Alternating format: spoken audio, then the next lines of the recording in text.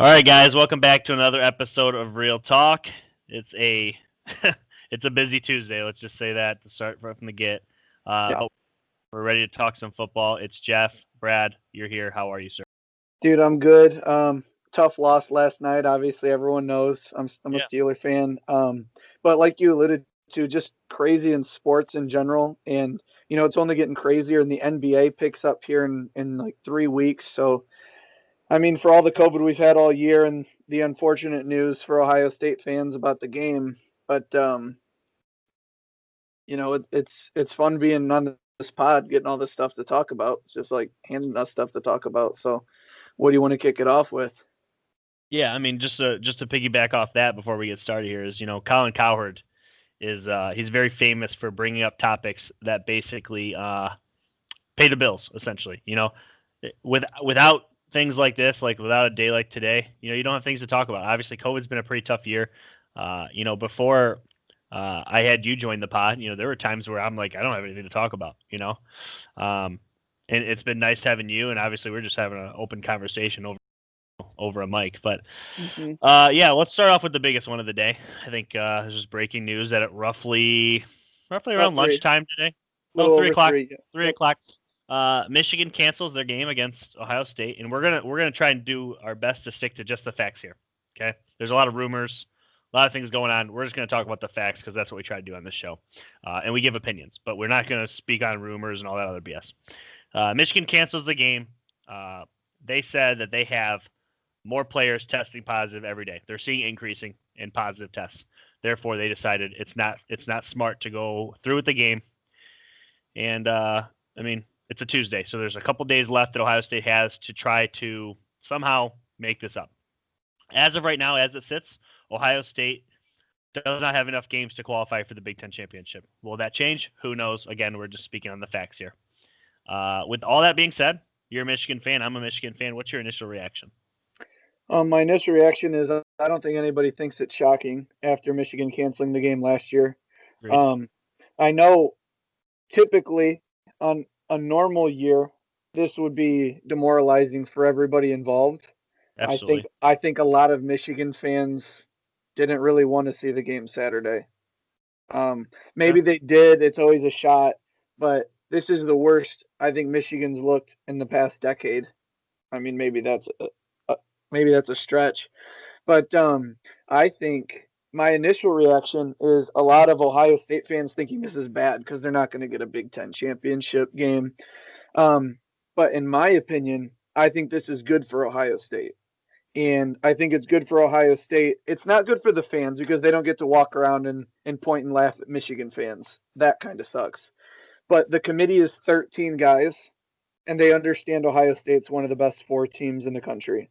I don't think this affects them for their playoff bid. I mean, some crazy things would have to happen. If Florida beats Alabama, Alabama would still get in over Ohio State. Or if Clemson beats Notre Dame and they're 1-1, do they keep Notre Dame in? I really, I don't think the Notre Dame Clemson game matters too much. But if Florida upsets Alabama and they put Florida and Alabama in over Ohio State, that would be what's terrible. I know there was a lot of suggestions that they would like to see Ohio State versus Texas A&M. I think that would be cool. But the thing I say why it could help Ohio State is because if Ohio State played the game and won 49-10, it's just that's what they were supposed to do. Yeah. But say they win the game 31-24 or even 31-21 or the game's close. I feel like that could affect them maybe in a negative way that the committee let Michigan stick around. So Michigan's that bad this year that I think not playing them, they don't have to blow anybody out, even though I think they would. Let's get that out of the way.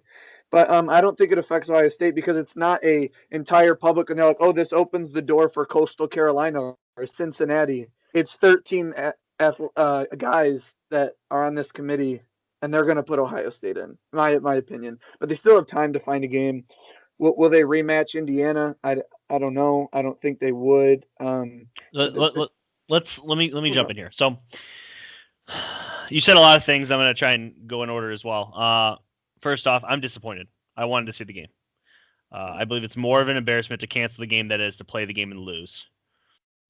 Only for the simple fact of, I mean, it sucks that we weren't able to run a a healthier program, something that was able to abide the protocols. Maybe they did. I don't know. Doesn't matter. Okay, COVID, it's hitting everyone. I would have loved to see them play the game and give the boys a shot, because the best thing that could have possibly happened is to get on the field and have a shot to play and win a game.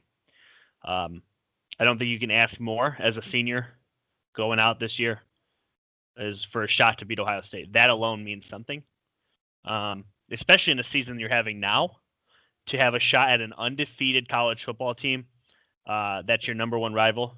I think that is being overlooked. Even though you're 30-point dogs, which is the largest spread, two things. It's the largest spread in the history of this rivalry, and it's the largest spread in the history of Michigan. No, Michigan has never been a 30-point dog before, ever. It's unheard of. Okay. Right. Yeah. Right. Yeah. And it sucks that that's the case, but to be able to play in a game like that where you are an underdog, especially a 30-point dog, and it's against your rival, I think, who knows? You never know. They were 22-point dogs in 2013, and they took them down to the wire and went for 2 for the win, and they came up short. You just never know with this rivalry, and I understand it hasn't been much of one, but again, moving right along, Ohio State. Currently sitting at 5-0, right? I believe so. 5-0. They need to get to 6-0 in order to qualify, and they're going to come up short of that unless they somehow get a game scheduled. I don't know who can be scheduled. There's a lot of rumors, or not rumors, but the facts are the Big Ten is against out-of-conference games as of right now.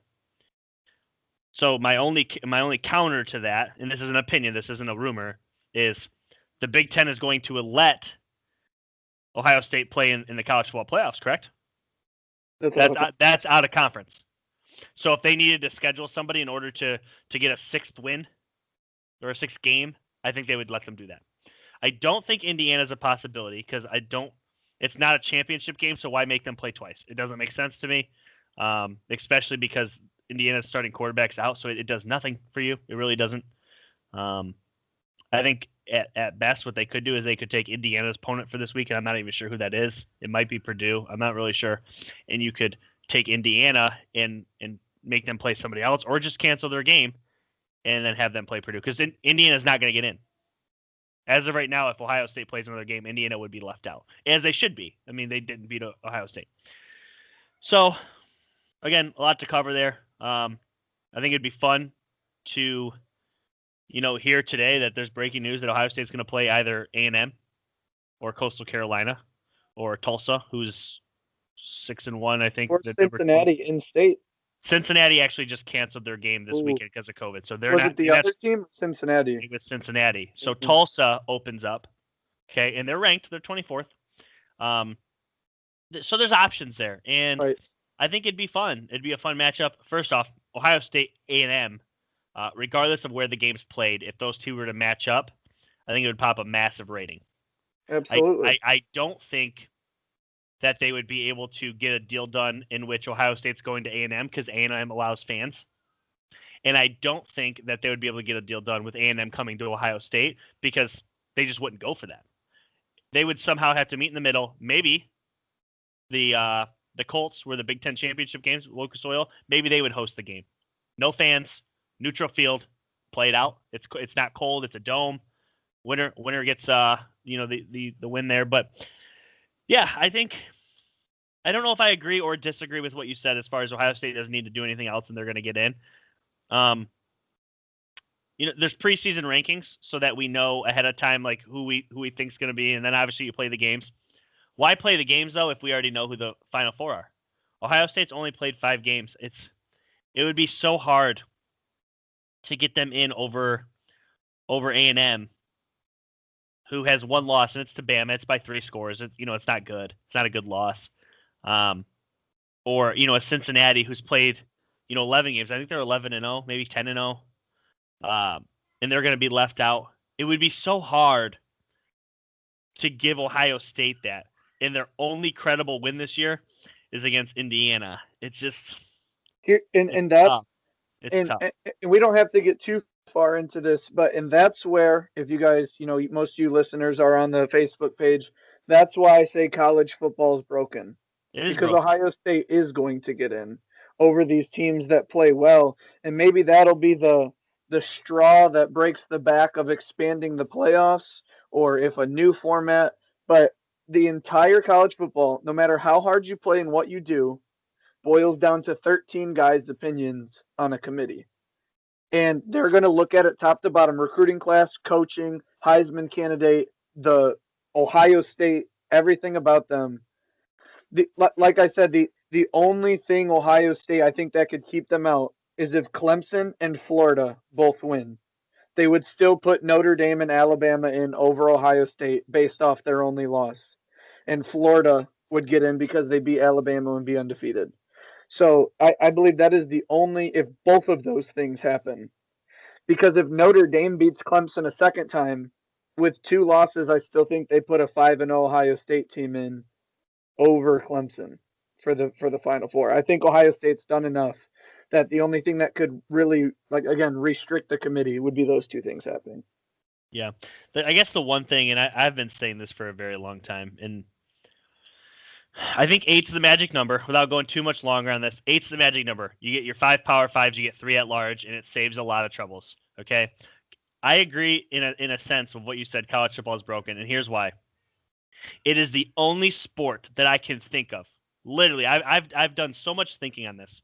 It's the only sport where losing is like a shot in the head. It kills you. You cannot lose, and that is so wrong. It is so wrong that you cannot lose a single game without essentially giving up your season. And teams can literally go undefeated and not play for a championship. It's just unheard of. It doesn't happen. We don't allow Cinderella stories. We don't allow undefeated seasons. We don't allow anything. We pick 4 teams and we're like, go play. Now, mind you, those 4 teams, they're all good. All 4 of those teams are good. Even Oklahoma last year, who got obliterated, they were good. They were very good. But at the end of 8 teams is the magic number because it's fair. Because what if, in a perfect world, what if Alabama from the SEC goes undefeated, Ohio State from the Big Ten goes undefeated, Oregon from the Pac-10 goes undefeated, Oklahoma from the Big 12 goes undefeated, and Clemson from the ACC goes undefeated? Who gets left out? Exactly. Now, it hasn't happened yet, but it could. And then better yet, what if Notre Dame, who's typically independent, goes undefeated? That's 6 teams. Guess what? If you had 8, you'd be completely okay. There's no arguments. There's no arguments to be made. But right now, people are fighting over a single loss. You can't lose one game without somebody writing you off. You're dead. And if you lose to a good team, yes, it depends on when you lost. Because if you lose too late in the season, it's worse than in the beginning because you can't overcome it. Yeah. So that's our opinion. That's my opinion, at least, on the game. And just a little bit of insight on why I put college football is broken. It's not just because I watch Michigan. It's just the whole thing. It seems like sometimes it's a waste of energy because it seems predetermined who has a chance to win it all. And the odds are so stacked against everybody else that it's difficult. It's just difficult to watch the whole structure of it. Not just my team. Sometimes my teams suck. It's just hard to watch the whole structure of what's going on. 100% agree. Let's move on to America's favorite sport, the NFL. Oh, boy. All right. Well, like you said, Steelers were in a nail-biter last night, ended up coming up on the losing end. We do have a game tonight, but we try to give you the power rankings every Tuesday, so unfortunately, we don't have the result of the Ravens-Cowboys tonight, but we're moving on anyway. Yeah, and I'll be honest, I thought about it. If the Ravens blow out the Cowboys, I still don't think they make my top 10. They would not have made mine either, so we agree. I use that kind of criteria as well. Well, I always start, so I'll continue to start. Cool? Run it. Let's get it moving here. So coming in at number 10, I have them staying put, even with a huge win this week, only because they're 4-7 or 5-7. It's the New York Giants. They're -3 on the year. They have won 4 in a row. So after starting 1-7, they've rolled off 4 straight. They're number 3 in total takeaways. They're coming off a huge win against Seattle. This team is well coached. They run the football pretty good. They stop the run at a really good rate. Their front seven's really good. they're just coached well, and they got a couple of really good people in the back end. They got Logan Ryan in the secondary. They got Jabril Peppers in the secondary. They're coached well, and it doesn't matter who's playing quarterback. Colt McCoy came in there and played as good as you could have asked of him, and got the W. And yeah, look out for the Giants. I think they are winning the Super Bowl? No, but I think they could beat anybody that's under them on any given Sunday, and that's why I have them at 10. I feel fine with it, especially after this past weekend. Coming in at number 9, it's the Tennessee Titans at 8-4, plus 33 on the year. They're number 5 in total yards, and they're number 3 in points per game. They're averaging just a hair, 29.9 per game, so just a hair under 30. They got beat down by the Browns early in the first half. They rebounded. They ran out of clock. I think if those two teams played again, it might be a closer game. I'm not saying that the Titans would win. I'm just saying that it would be a lot closer. I think the Titans were taken off guard of how good the Browns came out. And to be honest, if that game happened 7 times in a row, 7 consecutive weeks, that game wouldn't happen like that again.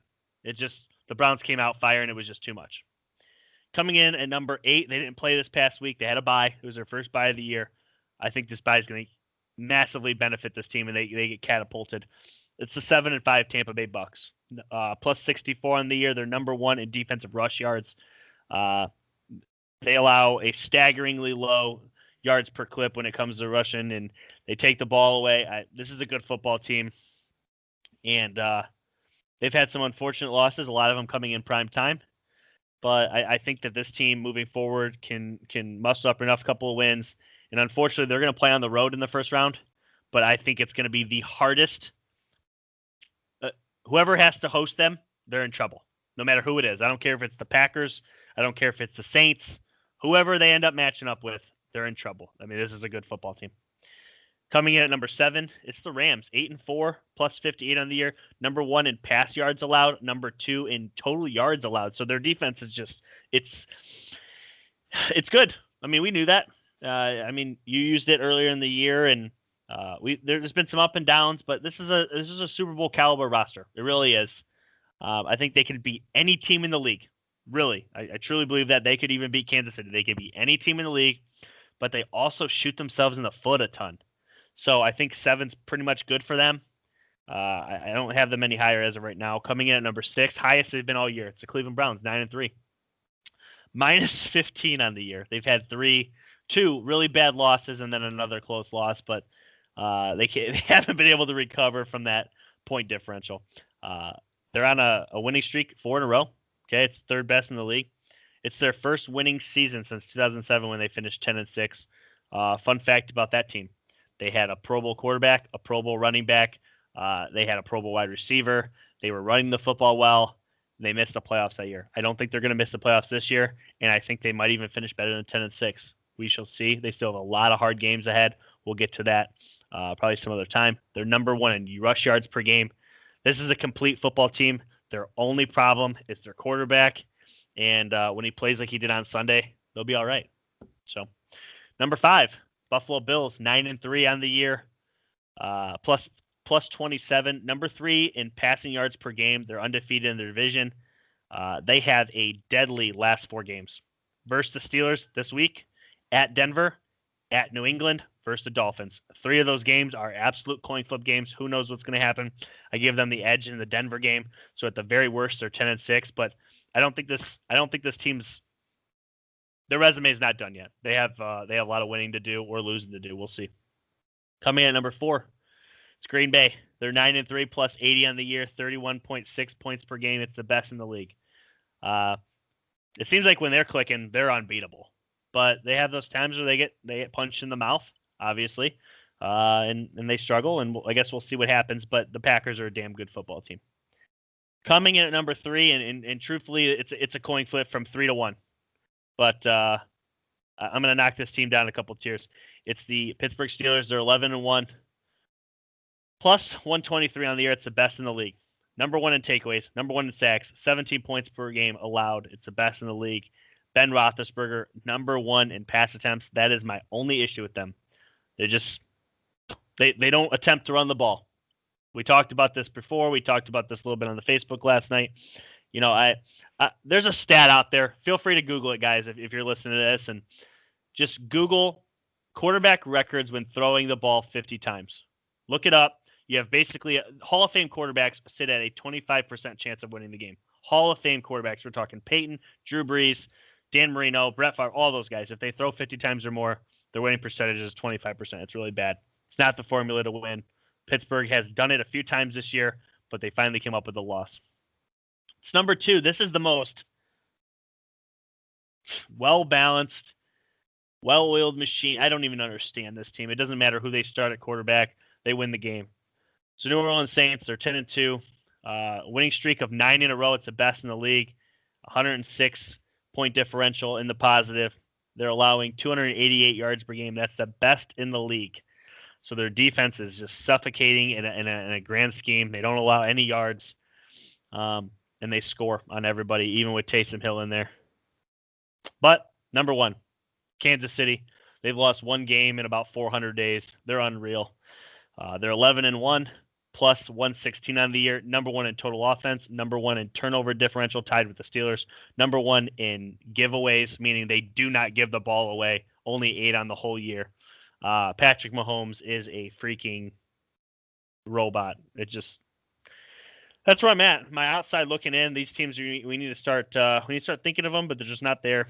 Colts, Ravens, Dolphins, Patriots, Vikings, Seahawks. A lot of good football teams that could easily make this list. I know everyone's like the Giants, really, but you know what? It's a what have you done for me lately? They've won 4 in a row, and they just beat the Seahawks. I feel fine defending that they're on there. Yeah, that's it. Yeah, it's a pretty good list. A lot of our teams are really close. Some are spot on. So I'll kind of just speed through mine, like normal. That's what usually happens. Some of the teams I left right off the list, Ravens, Colts, Dolphins, and I did leave off the Titans here. I think our Titans Seahawks are just going to switch here.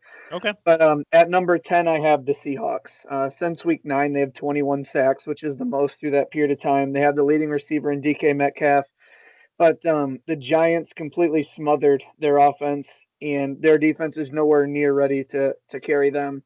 But I believe they are super well coached, and I believe they have found out whether it's Daniel Jones or Colt McCoy, if they don't turn the ball over, their defense can win them games, or at least they'll be in every game. For that reason, I do have the Giants at 9. They make my list after the big win. They've been unbelievable through the past month to 6 weeks. They've been winning games.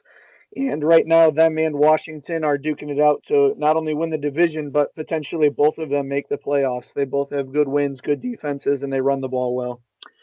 At number 8, coming off the bye, the Buccaneers. They have the number 1 rush defense. They are 7-5, so I think 8 is about the highest I want to put them on the list. Obviously, they have all the weapons and names, but even winning, it's going to be hard for them to move up my list quite a bit here when their last 4 games are Vikings, Falcons, Lions, Falcons. They don't really face a ton of great opposition going forward. That being said, they should be able to win 3 to 4 of those games, and we will see them in the playoffs. I'm going to piggyback on what you said. Whoever has to host them in the playoffs, it's not great. Then we're gonna move into number 7, the Rams. We have this the same as well. 33-0 and up at half. If they're up at half, they win. Until proven otherwise. And they're up at half, they win. They're 3-1 since the bye. They simply just don't match up well with the 49ers. It's their kryptonite, but they seem to be beating everyone else. And also, they're a little testament to their secondary. They have the fewest plays of 20-plus yards allowed in the NFL. So they don't give up the deep ball. You really have to drive against this team. When you have the secondary they have, Ramsey along with Donald up front, they force turnovers. Number 6, from off the list to number 6, the Cleveland Browns. They absolutely deserve it. They only have 3 losses, and both of them are going to get a chance to redeem themselves, and they're looking forward to it. Steelers open the door to actually winning the division now. They're only 2 games out, one of them against the Steelers. So the Browns have everything to play for with the number 1 rushing offense. Myles Garrett returning. He's still a Defensive Player of the Year candidate. Since OBJ's been hurt, Baker has 11 touchdowns, only 1 pick, and 112 passer rating. He's gone. Like we alluded to when he got hurt week 7, his time in Cleveland has come to an end. They're a better football team without him. And what has Kevin Stefanski has done with Baker is amazing. He looks like a first round pick. I don't know about first overall, but he does look like a first round pick. And even as a Steelers fan, I do not want to play the Browns. I don't think anybody wants to play the Browns right now. They're one of the hottest teams in the NFL. Number 5, Green Bay Packers. Aaron Rodgers, Aaron Jones, Devontae Adams. It's the best trio in the NFL right now. You can make some cases for some teams. I'm not even going to get into it right now, but Aaron Rodgers, Aaron Jones, Devontae Adams. Their offense is a handful. It's one of the best offenses in the league. They're 9-3. Their only weakness is if they fall behind and the other team can run the ball well. That's it. But their offense is so good they don't fall behind often. But there is a formula to beat them straight up. It's written in stone. If you can do those things, you beat them, and that's why I have them at 5. Number 4, I have the Pittsburgh Steelers. Their defense is still phenomenal. They have not allowed 30 points all year, and 6 times they've allowed under 20. They lead the league in sacks, points allowed, takeaways, and interceptions. However, the team is failing to run the football. They have 5 games where they've posted a 100-yard rusher. They simply are not calling run plays. So until they can become more balanced, teams are starting to figure them out. And, they've only lost 1 game, and it was the only game they didn't force a takeaway. So the Washington Redskins had to play virtually perfect defense and never turn the ball over, and they scraped past them. So although the Steelers lost, they're not going to get blown out in any game. They're too good for that. But the Steelers do look weak. And again, I've never been one to boast they're the best team in the NFL, hands down. I've always said they're number 1 simply because they have not lost. They've lost. I believe they're the 4th best team currently. And I have the Bills right ahead of them, which they were always going to be 3-4 for me. And they play this Sunday night. The Bills are literally a Hail Mary away from being 6-0 in their last 6 games. They had a 2-game skid against the Titans Chiefs where they were outplayed for 2 weeks. Sean McDermott identified what it was, and they fixed it. They are the only team to have 20-plus first downs in every single game this year. They move the football consistently, always. They don't get off the field. And sometimes Josh Allen just seems unstoppable. And when it gets late, this team leads the league in takeaways in the 4th quarter. So they're good late. Josh Allen has the ability to be unstoppable at times. And again, their offense is good the whole game. 20 first downs every game this year. That's incredible. Saints at 2, 10-2, 9-game win streak. They do it with backup quarterbacks. Doesn't matter. Michael Thomas is back, adds another dimension to their team. Michael Thomas basically wasn't there all year. Now he's back, adds an element to their pass game. Alvin Kamara, he's up for Offensive Player of the Year. They were well coached. And from top to bottom, this may be the deepest roster. I don't know where the holes are on the Saints. It's not on their offensive, defensive lines, secondary. They traded for a linebacker mid-season. Their running backs, wide receivers, they're good everywhere, and they can also outcoach you. Number 1 is the Chiefs. Again, it's absolutely crazy to think that they only have 8 giveaways all year. They are tied for the lead in turnover margin with the Steelers. Just a little fun fact, though. 3 easiest schedules by opponents' win-loss this season. Number 1 easiest schedule, Dolphins. 2nd's the Steelers. 3rd is the Chiefs. It has not been just tough sledding and they're blowing out teams. What the Chiefs look sexy with on offense is how the Steelers are on defense. So the Chiefs are an easy team to get behind. They got the MVP. They're playing lights out. But like the Broncos showed this weekend, this team is not unbeatable. No team is unbeatable. But if I had to pick a number 1, it'd be the Chiefs. But I think the Saints are right behind them. The Saints are easily the best team in the NFC. But that's my list. That is 10-1 there. Yeah, I think you pretty much nailed it. You nailed it too. I think you're a little hard on your team. First off, let me say this. I mean, I'm going to compare Pittsburgh to the 2007 Patriots for a minute. The Patriots in 2007 were kind of like the trailblazer for getting rid of the run in the later 2000s, where a lot of teams were deciding we're gonna get rid of the run. We're just gonna throw it a lot. And the 2007 Patriots were kind of like the catalyst. They really were. And what they were doing in an attempt to keep because the problem is when you don't run the ball is the clock typically doesn't move. But if you complete your passes, the clock does move. Okay? So that's the problem with throwing it 50 times a game is typically Roethlisberger last night, I think he was 31 of 54, right? Or somewhere in those lines. Yeah, the teams had. Sorry, go ahead. 20 different times the clock stopped. When you're up 14-0, you don't keep throwing the ball because the clock's going to keep stopping. The chances of you losing that game increases as you keep throwing. The 2007 Patriots, what they were doing was throwing bubble screens to the running back, and they were running out of the shotgun, which was kind of weird back then.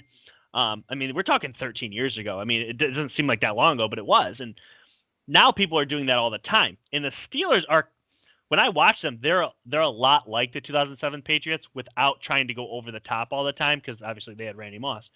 You guys are more shallow routes, crossing routes.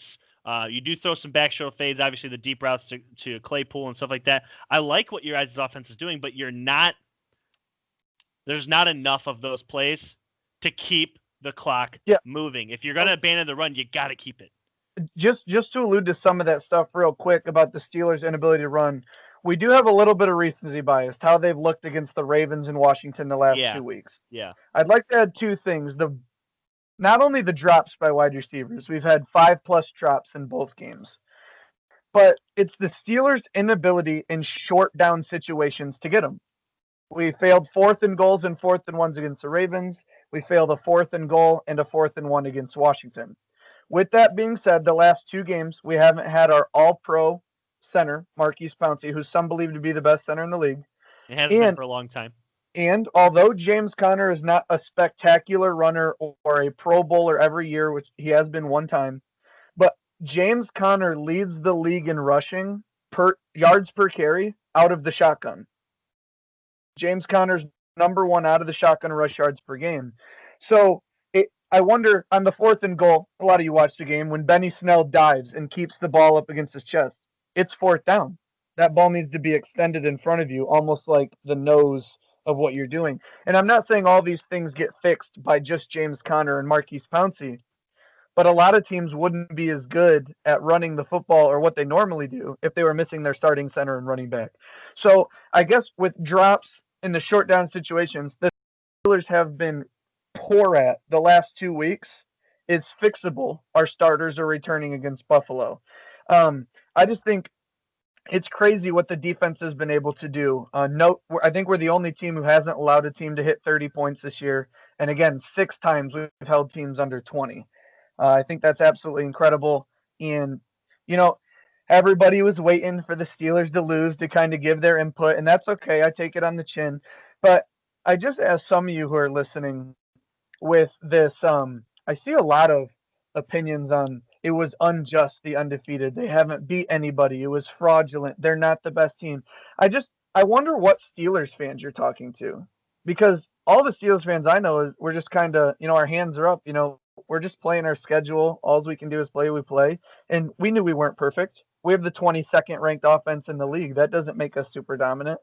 But I just would like to say the Steelers have maybe the hardest schedule going forward. Outside of the Browns, they have the Bills, Colts, or outside of the Bengals, excuse me, we have the Colts, Bills, and Browns. So the door's open. The AFC playoffs is absolutely insane, and so is the NFC, which we're going to get to soon. But again, I was, getting kind of cocky. Steelers are undefeated, so I appreciate the banter back. That's what sports are all about. Only one team's going to come out on top this year, and I think my team has a better chance than yours. So we'll move on to the NFC playoff picture if you're ready to do so. Yeah, I don't have too much more to add.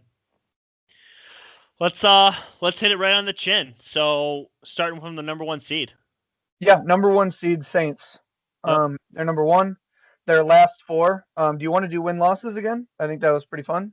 Yeah, I think let's do that. Okay. Saints at the Eagles. I'm taking the Saints. Home against the Chiefs. Whew. Drew Brees comes back. Wow. Why did I not know that was on the schedule? Nobody has talked about that game. Nobody. And here it comes. Boom. After they play the Eagles. They're home. Chiefs come to, and does Drew Brees return that game? Or is Taysom Hill? They have to. They have to get him back. But God, what a game. Coin flip. I had no idea this was on Heads or tails. I'm taking the Chiefs. They're the best team in the league. I'm taking the Chiefs. Vikings. I'm taking the Saints. I'm taking the Saints too. That's tough though. The Vikings might be playing for their lives. And then the Panthers. Saints.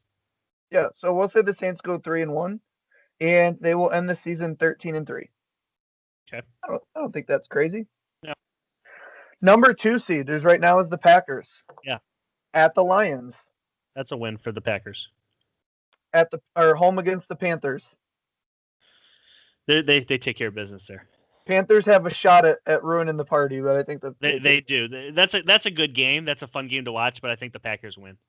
A terrible matchup for the Packers, but they're home against the Titans.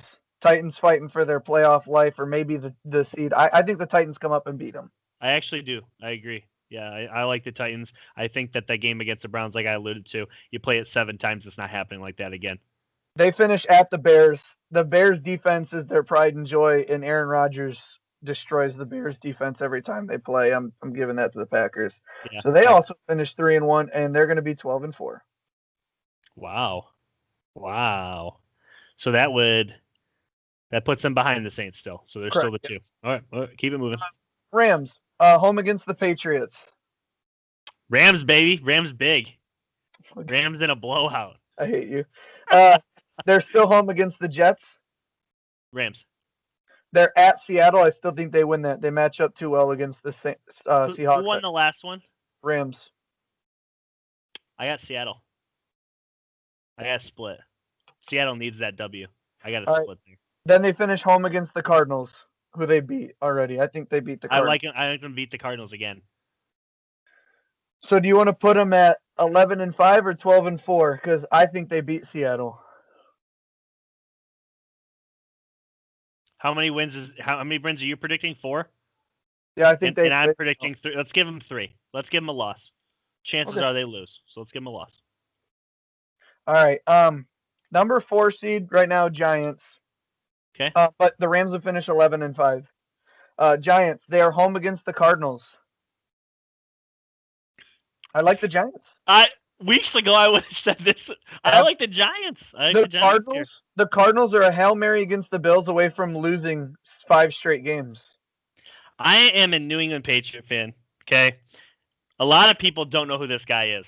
If you don't know who Logan Ryan is... He moved to safety. He's playing He's playing lights out. But he can lock up guys, too, if they need him to.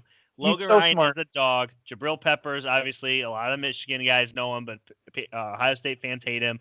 Browns fans are indifferent on him. Jabril can play. That secondary is really good. Winning. I like the Giants to win. I do, too. They're home against the Browns. That rush defense versus that rush attack, I like the Browns here. I like the Browns to be able to take the ball away. I think this is where they have turnover problems. Myles Garrett. There's a reason the Giants are 5-7. I'll give the Browns the W. I think we gave them the W last week too on the AFC. Then they're at the Ravens, who have the most weird rush attack. Lamar's back. What's this team going to look like? I think the Ravens are fighting for their playoff life too. I like the Ravens here to beat the Giants. That's a really close game. I like the Ravens barely. But they get a win against the Cowboys at the end. Absolutely, yeah. So they finished 2-2, and they're going to be 7-9. Which, mind you, they started 0-5. What have I said all year? 5 wins this division. If they can get 1 more, they're golden. Yep. They have 5 now. 5, I said 7 though. I know you did. I think now that they have 5, I think they're the driver. They are, but 6 is money because Washington got lucky last night beating an undefeated team. They played their ass off. Are they going to continue that? We'll get to that in a minute. Defense carries though. That defense, Washington's real. Giants got one. Rivera. Giants got one. They're both. I feel Eagles and Cowboys. The next couple of years, it looks like it's going to be all Washington and Giants. But they're doing this. In my opinion, the Eagles they've tossed in the flag. Yeah. Putting it in Jalen Hurts is not a let's go to the playoffs. It's a we need to see what we have. Yep. Number 5, Seahawks are home against the Jets. Win. They're at Washington. Seahawks. Okay. Home against the Rams. We already had that as a loss. Yeah. Then they're actually I had that as a win. We decided to give it to the Seahawks. That's gross. I just don't think they're going to win it. But at the 49ers, I don't think Nick Mullins is enough. I think Russell gets it done, but that 49ers defense is good. So are we predicting 4-0 for the Seahawks? If they beat the 49ers. See, here's the thing. I think both the Rams and the Seahawks finished 3-1. Who knows who wins that game? But I don't see. From what you just read me, I think the Seahawks go 4-0 there. But we're gonna put it there then. Yeah. Then that means the Seahawks and Rams both go 12-4, and they split in division. So then we're gonna have to go through. We'll see what happens there. Yeah. But home against the Vikings off a bye win. Who? Buccaneers against the Vikings. Oh, yeah, I didn't hear you say Bucks. So we're going on the Bucks now. Bucks home against the Vikings off a bye. Bucks, but that's a good game. It's a really good game. At the Falcons. Bucks. At the Lions. Bucks. Home against the Falcons. Bucks win again. 11-5. Yeah, I don't think they're losing again. That's a good. Vikings, we had them losing at the Buccaneers. Yep. Then they're home against the Bears. They'll pick the W up. At the Saints. We chalked it as a loss, yeah. And then at the Lions. Fighting for their playoff lives at that point, they're taking the W there. And they go 8-8. And to be honest, I like them to give the Saints a run for their money because they're going to be there. And who knows? Maybe they say we're locked in because the Tampa Bay can't catch them. Maybe they sit Breeze, and Minnesota plays their ass off because they do for some reason. But if they sit Breeze, Taysom's been a dog, so I don't know. He has been. I know. But we have that's the 7 seeds that are currently there now. Okay. And outside of the Giants, every team has 11 or more wins except the Vikings at 8-8. Which, whatever team is there, we have them going to the Packers. Or excuse me, no. I read the Packers wrong. Rams 11-5, Seahawks 12-4. This would be the 3 seed, and the Rams would move out. So as it sits right now, it is Saints, Packers, Seahawks, Giants, mm-hmm. and then it goes. Bucks and Rams are both 11-5. But Rams beat the Bucks. So it'd be Rams at the 5 seed playing the Giants. Bucks at the 6 seed playing the Seahawks. And then right now the Vikings would go to the Packers for an in-division matchup. Who's on the outside there though has a chance because at 8-8 I don't think the Vikings are getting in. That's what we would get to. Right now the Cardinals are 6-6 as well. Let's hit. Do you have their last? They're at the Giants. We had them losing. Yep. Then they're home against the Eagles. They win. Yep. They're home against the 49ers. I think the 49ers They're playing their ass off, and they need that W. Hey, but the 49ers... And they have the Rams week 17. 49ers are also going for their playoff lives, too. Because if they win out, they go 9-7. So everyone on this list is playing their hardest. I know. At home against the 49ers. Who you taking? Weekly pick'ems. Survival. You got 1K on the line. Cardinals, 49ers. Cardinals at home. Cardinals. Okay. I don't feel good about it, but I'm taking the Cardinals. And they're at the Rams, which we had as a loss. So the Cardinals would also go 8-8. Are we going to entertain the Bears here? They are 5-7. We've already chalked them up for multiple losses, but entertain it quick. Home against the Texans. Lost to the Texans. Really? Yeah. Texans have played fine lately. Then Did you see Deshaun Watson crying on the sideline? He's taking this. I mean, they lose at the Vikings. Yeah. They win at the Jags. Then they lose to the Packers. Yeah. Funny enough, they go 8-8. What? No, I'm just kidding. Oh, I was going to say, yeah. What? They go 6-10. Yeah, they're out of it. Lions lose to the Packers. Yep. Then they go at the Titans and lose. Lose. Then they're home against the Bucks and lose. Lose. And they're home against the Vikings and lose. Yeah, 0-4. They go 5-11. They're out. 49ers home against Washington this week. Niners. Close. At Cowboys. Niners. At Cardinals. I gave it to the Cardinals. And then it's that game against the Seahawks to go 9-7. Or 8-8 if they lose that game. Yeah, I give it to the Seahawks. Okay, so They're we're playing for a division title at that point. so we now have 1, 2, 3 teams at 8-8 for that 7th seed. Last team is Washington at the 49ers. You gave them a loss. Yeah. At the Seahawks or home against the Seahawks, you gave them a loss. Yeah. But they finish at Panthers and Eagles. I think they can win those games. I think they can too. Well, the Panthers is a fun game, but I think they take care of business. But that puts them at 7-9. So you said 8-8 wouldn't get in. Vikings, Wow. Cardinals, and the 49ers all 8-8. With what that does is potentially, I don't know how tiebreakers would all work, but oh man, no, it wouldn't. But they would almost get all 4 teams in, but they could potentially do 3 with either the Cardinals or 49ers both sitting at 8-8. But if the Vikings have it now over the Cardinals, I don't see how they would lose it over the Cardinals. But I'm not sure how all the tiebreakers work. This is all for fun. Just kind of giving some scenarios, some quick picks. You guys might disagree with some of the picks. But overall, whatever seed, Saints, Packers, Rams, Seahawks, Bucks, those 5 teams are going to be in there. The Giants, Washington, we'll see who slips up and who takes off. One of those 2 teams are getting in. And who knows, with the way the Washington and Giants are playing and the 49ers, they all got to play a lot of each other. And that seventh seed is going to be tooth and nail by one team. Now, granted, they're going to have 3 more losses than the 6th seed, but it's still a crazy fight because some of these teams, you look at the Patriots, you look at Washington, you look at the Giants, it's like they had stints of so bad where it was like we just forgot about them. And then over the last month, they've played phenomenal. And alluding to back to the AFC real quick, the Patriots. God, how close are they to being 8-4?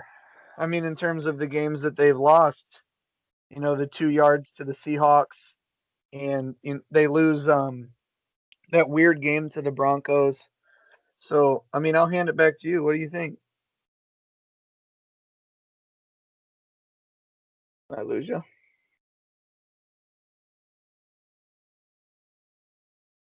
Well, if I'm still on here, I don't mean to interrupt, but looks like I'm losing connection, boys. So that's what I think. Jeff, I'll leave you to some of your opinions and stuff. And we'll see y'all on the next pod. Hope you enjoyed the show. Thank you all for listening.